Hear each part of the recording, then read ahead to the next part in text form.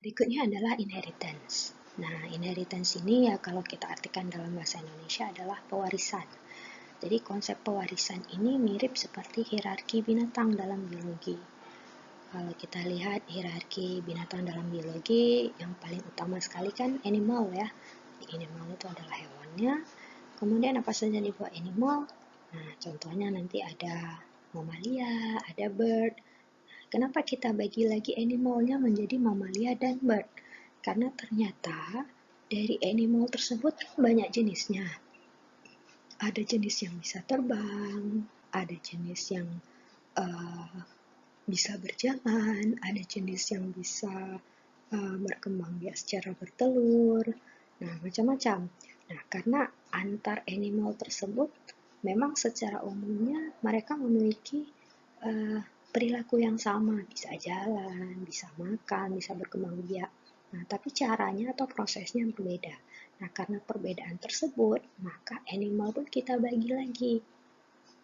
Nah, contohnya di sini animal kita bagi lagi menjadi mamalia dengan bird. Ya. Nah, jadi mamalia di sini adalah berarti animal yang berkembang biak dengan melahirkan, dia juga memberikan susu ke anaknya. Mamalia juga bisa berjalan biasanya dengan kaki. Ya, kalau misalnya paus ya, paus kan berjalan dengan berenang juga ya. Nah, tapi paus itu tetap mamalia karena memiliki ciri-ciri mamalia.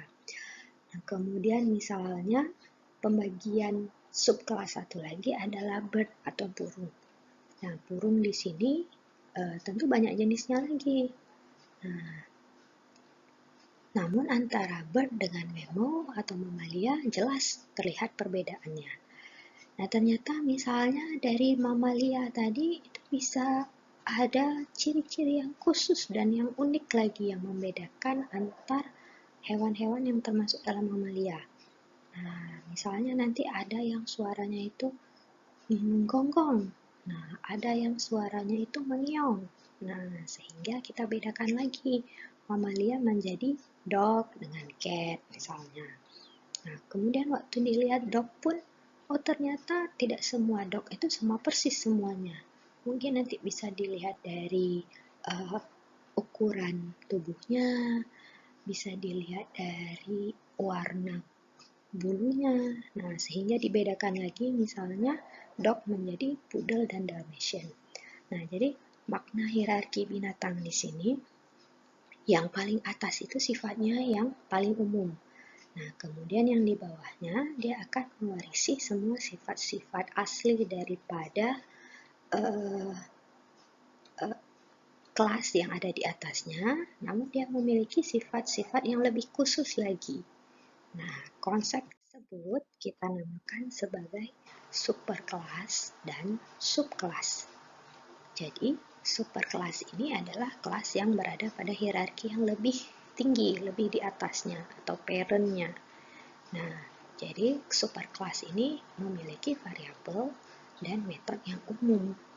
Nah, sedangkan subkelas apa? Subkelas adalah kelas yang berada pada hierarki lebih bawah atau kita sebut sebagai child. Nah, pada subkelas ini dia memiliki variabel dan metode yang lebih khusus, yang unik. Nah, namun subkelas itu juga mewarisi semua variabel dan metode dari superkelasnya. Jadi kalau yang namanya anak itu adalah subkelas, itu secara otomatis dia akan mewarisi variabel dan metode dari superkelasnya. Ya, kita bayangkan aja lah seperti kita manusia sebagai seorang anak, kita pasti mewarisi sifat-sifat yang dimiliki oleh orang tua kita. Ya, jadi konsepnya sama pada inheritance. Superkelas itu yang memiliki variabel dan metode umum, subkelas variabel dan metodenya itu lebih khusus lagi, namun dia juga mewarisi semua variabel dan metode dari superkelasnya.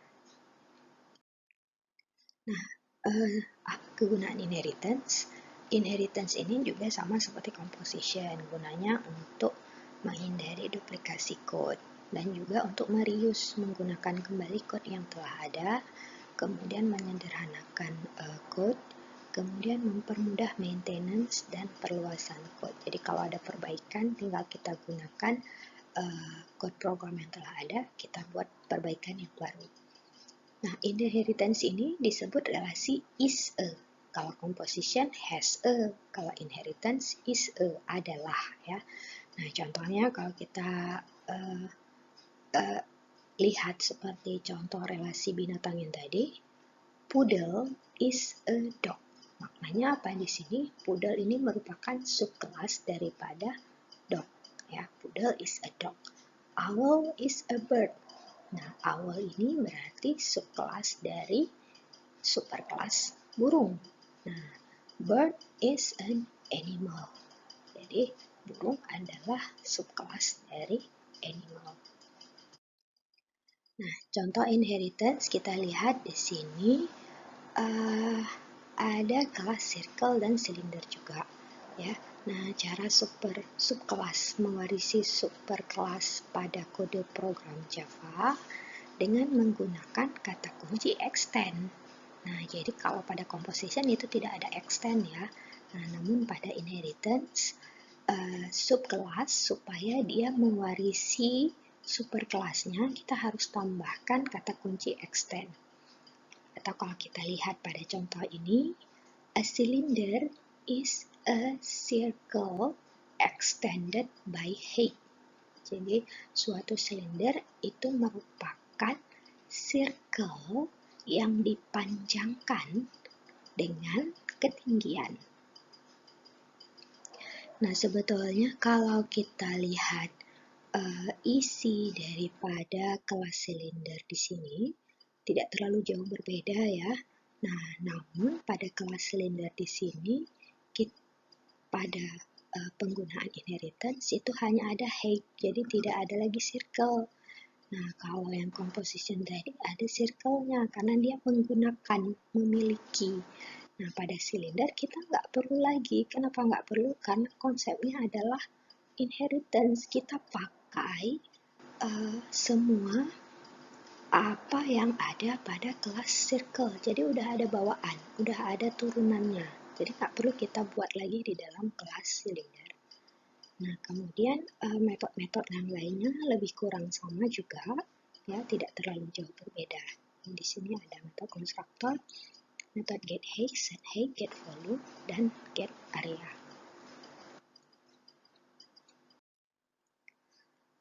Pada inheritance, ada kata kunci khusus untuk inheritance yaitu super.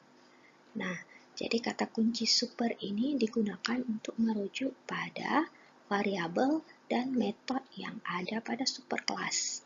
Kenapa? Karena kan semua yang ada pada superkelas diturunkan ke subkelas. Jadi bagaimana cara kita panggil? Dengan menggunakan kata kunci super.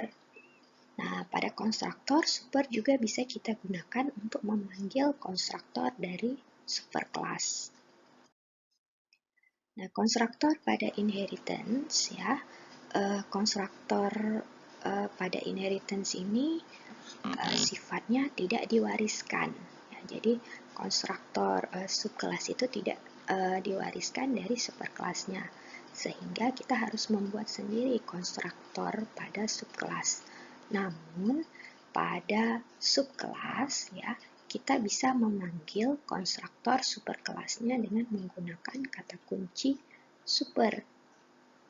Nah, contohnya misalnya penggunaannya ada public class name dalam kurung, kemudian di dalamnya ada kata kunci super, di mana super di sini memanggil metode konstruktor kepunyaan superkelas. Oke. Nah, berikut adalah kode program untuk kelas silinder yang merupakan turunan dari kelas circle. Ya, kelas silinder S yang merupakan turunan dari kelas circle. Nah, yang pertama sekali bagaimana cara kita buat programnya? Karena silinder S ini merupakan turunan atau subkelas dari circle, maka kita buat public class extend circle. Nah, extend ini adalah kata kuncinya agar silinder S tersebut menjadi subkelas dari circle. Nah, kemudian di dalamnya juga ada atribut height ya. Kemudian di sini ada metode konstruktor silinder S. Nah, bisa dilihat pertama sekali di sini ada kata kunci super. Nah, maknanya super di sini memanggil metode konstruktor kepunyaan superkelas, itu circle. Ya, bisa dilihat di sini super dalam kurung tidak ada parameter. Maknanya metode konstruktor yang dipanggil adalah metode konstruktor yang tanpa parameter. Jadi yang seperti ini tanpa parameter. Kemudian tingginya juga diberi nilai di sini 10. Nah, kemudian metode konstruktor berikutnya itu ada parameter yaitu radius dan tinggi. Nah, sehingga sewaktu pemanggilan superkelasnya kita gunakan metode konstruktor yang ada parameternya radius, yaitu yang seperti ini ya, circle dalam kurung radius ya. Nah, kemudian this.height sama dengan H. Nah, berikutnya yang ini juga sama, get height dan set height itu sama persis dengan pada composition ya, tidak terlalu jauh berbeda. Nah, kemudian ada metode get volume. Nah, get volume di sini juga sama untuk mengembalikan isi daripada silinder. Nah, kalau pada composition kita gunakan si lingkarannya itu memanggil metode get area. Nah, sekarang karena silinder S itu merupakan turunan daripada kelas circle, maka kita manfaatkan kata kunci super di sini ya. Jadi super dot get area ya, super dot get area.